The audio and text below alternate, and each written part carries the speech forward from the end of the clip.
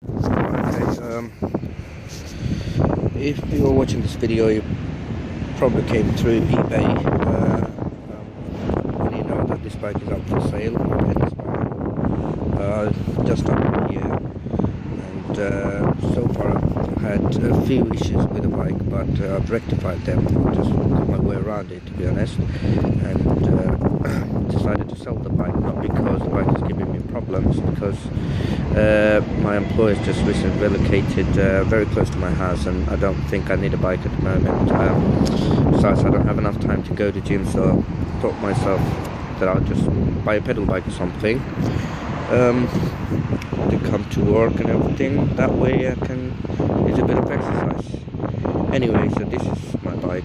As you can see, it's generally in good condition for its age. I will go through all the bits and bobs in a moment, but generally in a good condition. Bike rides absolutely fine, no problem. I've been coming to work with no issues. The minor things, obviously, when you come, you're expecting that it's an old bike. Minor things like this crack here, screw missing, but it doesn't rattle or anything. Saddles is in good condition. Top box, it does lock, although someone tampered with it. Well, they basically somehow opened it with a screwdriver or something maybe, and took my rain jacket, and it happened inside my block.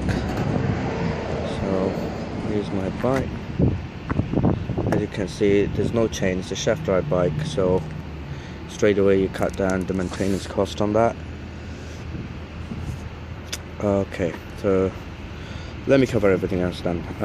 Bike starts on the button every time, no problem whatsoever.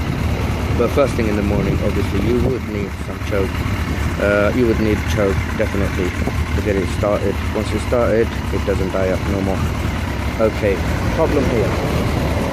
The dashboard, look at the dashboard. When I turn the light switch on, all these lights, they go on.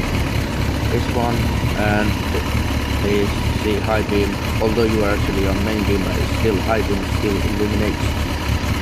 This just started happening recently, and also because of that the rev counter is erratic, sometimes works, sometimes doesn't. This started happening just recently. I don't know, there might be some sort of connection problem. Before there used to be a light inside this to illuminate, but the light is blown now, and ever since the light is blown, started having this problem. But it works though. Everything works on the button. It's the main beam, it does work. Okay, sorry, yeah, main beam, high beam, low beam. Works, pass key, everything works. Well, let me just show you on the other side. Okay, it's working. You can see the indicator flashing erratically. That's because it's got a wrong bulb in it. The previous owner, obviously, when he changed it, he changed it with the wrong type of indicator. This housing is not big enough to house a 21 watt bulb. 21 watt bulb is actually quite big, but I've checked it with 21 watt bulb and it works perfectly fine. Normal flashing frequency. But yes, this is a 10 watt bulb at the moment in there, so you need to change the whole indicator before your MOT. MOT is expiring March next year. I would say though, if you want, you can just ride it along and probably another 1,000 miles on it. You can ride it before you will have to change the tire. I would say the front tire, I would still highly recommend you change the front tire if you are going to use the bike regularly. Back tire, I'm not sure. The back tire's got plenty of tread, but because it's been ridden on a straight line more regularly, so the line you can see there, but you can still change it. No oil leak, no exhaust leak, nothing. This is an FTR 1300 exhaust, that's what the previous owner told me. Anyway, right. So that's one problem I've discovered. And then another one is I have actually got this.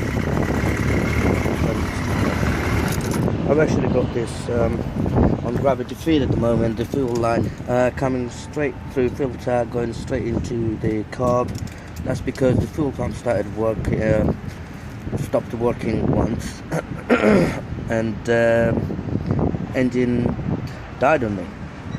So basically I had to call the recovery truck to take me to home, and after about a couple of hours it started working again. So I'm guessing it might be some sort of fuel, bad fuel or something like that, but I just haven't got the time to reconnect it to the fuel pump, or maybe I just don't want to because it works perfectly fine.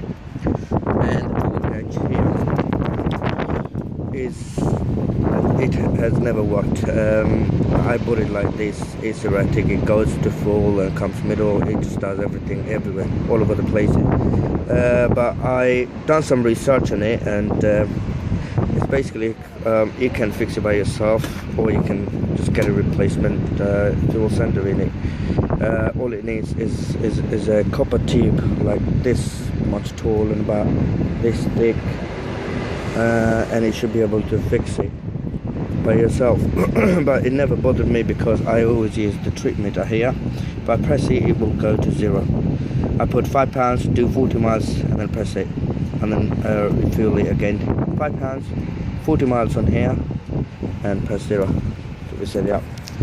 Most of the weeks, some weeks I don't even have to put £5, £2 to fill it up properly. It does return just over 40 miles. Anyway, so as you can see, the brake pads, yes, the rear brake pads mainly changing, although it doesn't make any squeaking noise or anything, but you might want to change it. It's a bit low. As you can see, the shaft is clean, no leak, nothing. Also, the neutral light switch is gone. So what I did, let me just show you about. Sorry, I'm at work at the moment, so you see a lot of cars and everything everywhere. I'm not sure if I'll be able to show you guys. Well, basically, I can't see it. See the side stand switch? Okay, here I've actually, or maybe this one.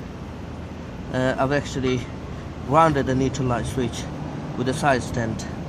As a result, both side stand safety and the neutral light doesn't work, but it doesn't affect the function of the bike in any means, by any means. So it's perfectly fine. But if you want to replace it, it's only about £15 on eBay. Sorry, it's only about £15 on eBay, and yeah, you can replace it.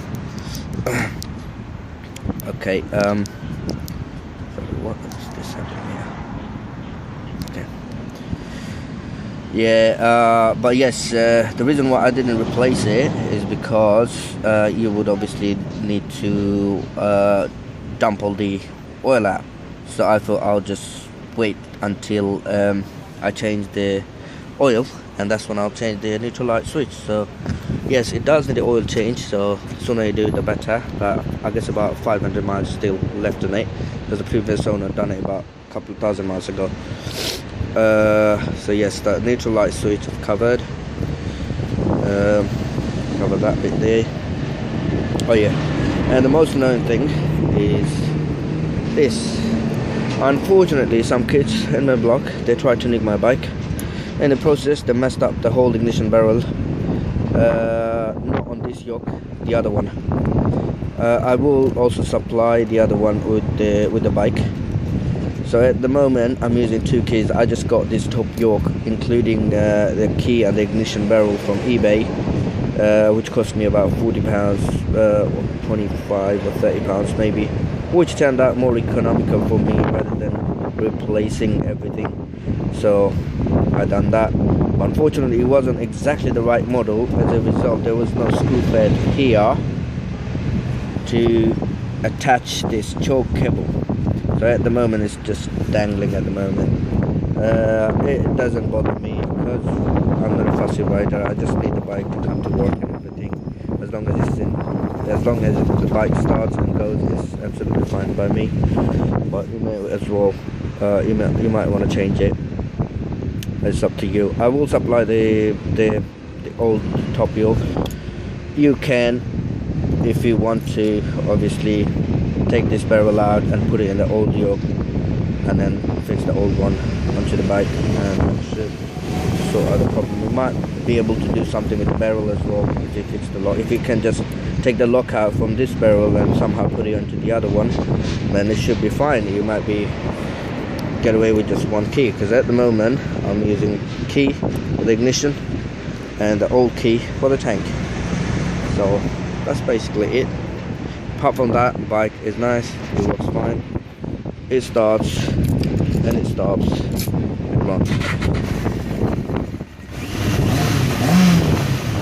As you can see the rev is not like, because I'm probably revving more than 4K at the moment, but it's not showing a little bit. Anyway, thanks for watching the video, and obviously Highspeeder will take it. I'll put it in the auction. Obviously I've got some certain amount in mind what I want for the bike, but I'm not going to disclose it. Keep bidding, and whatever you think is worth and whatever you think you will pay for it, for this bike. It's a lovely bike, engine wise, transmission wise, no problem whatsoever. It runs smooth when you're driving, doesn't miss a bit. Yeah, it's just these little things that I've explained so far. If you don't mind these little problems, it's a perfect bike for commuting. Perfect winter bike, let's put it this way. Yeah, so Highspeeder takes it. Alternatively, you can make me an offer, and if I like it, you might be able to pick the bike up even before the auction ends. And obviously I've got this bike advertised somewhere else as well, so I might take it out anytime if I manage to sell the bike.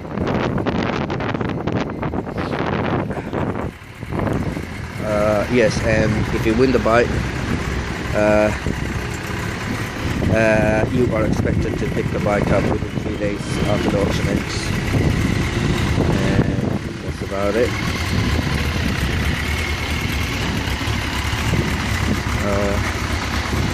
Yeah, so you can email me if you want to make an offer via eBay, or you can